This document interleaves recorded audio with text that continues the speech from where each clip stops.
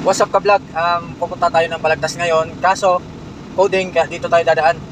Pag nag-Ibonifasyo kasi tayo, ang daming MMDA dyan. Kaya dito yung daan natin. Tara, samahan nyo ako. Ay hindi, panoorin nyo na lang. Baka mapagod pa kayo eh. Yan, dito tayo sa may Santo Domingo. Kakaliwa tayo dito. Papasok ng Balingasa.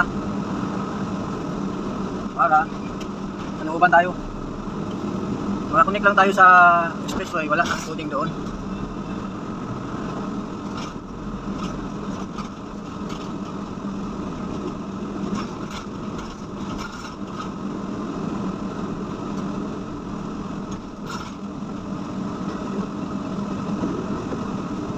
Yan, okay no.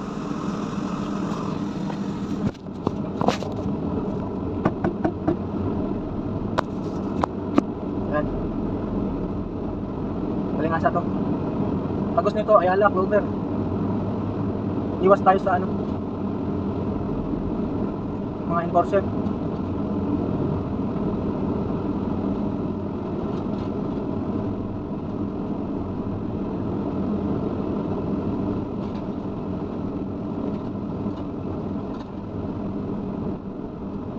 Looban.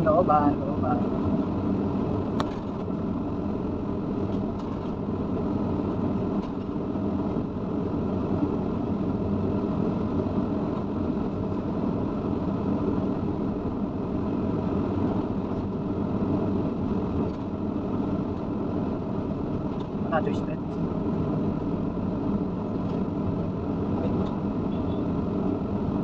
Joy Street, yan, sa kanan, Grace Village.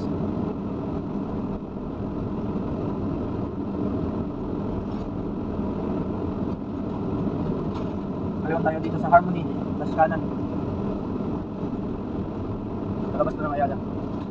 Kanan dito sa may 11th road.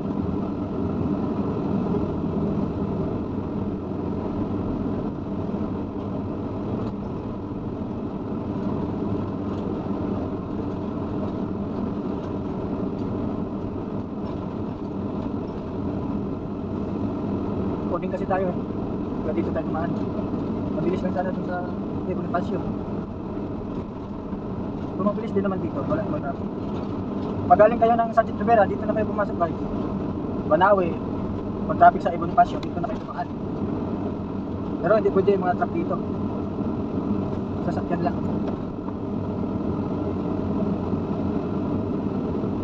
Sasakyan na maliliit. 4 wheels lang dito guys na maliliit. Baka may 4 wheels na crossbar. Ayun. Bawal dito. Ayan, Ayala na. Bigyan natin siya.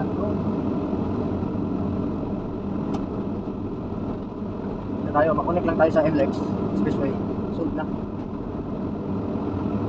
Ayala na.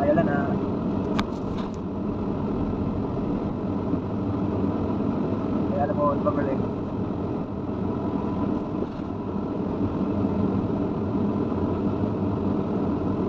Dito tayo banda sa kanan. Kasi may MMDA doon. May MMDA kasi doon sa tawiran eh. Marami yan dyan. 4. Sa 4 na yan, posible makalusot talaga tayo. Posible na yun. Minsan dito rin, meron din. Pero sana wala dyan sa ilalim ng EDSA.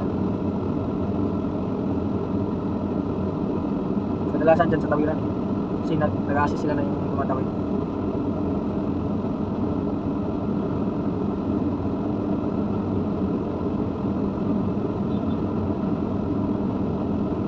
Yung mga jeep dito.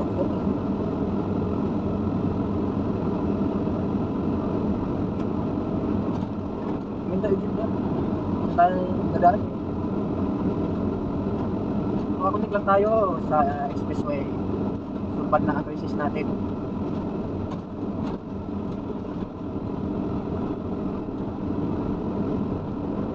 Yan, expressway na. Success yung ano natin.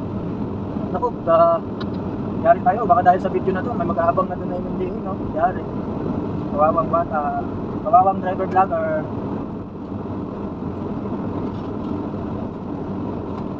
Yan, connected na tayo sa ano, expressway.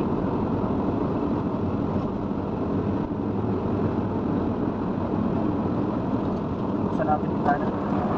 Mainit. Wala kasi itong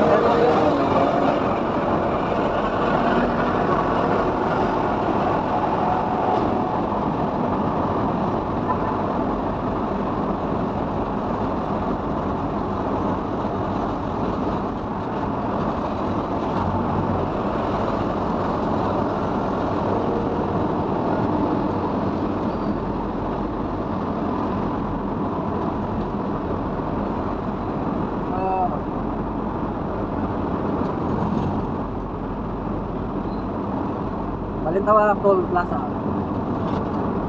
Okay na, yes.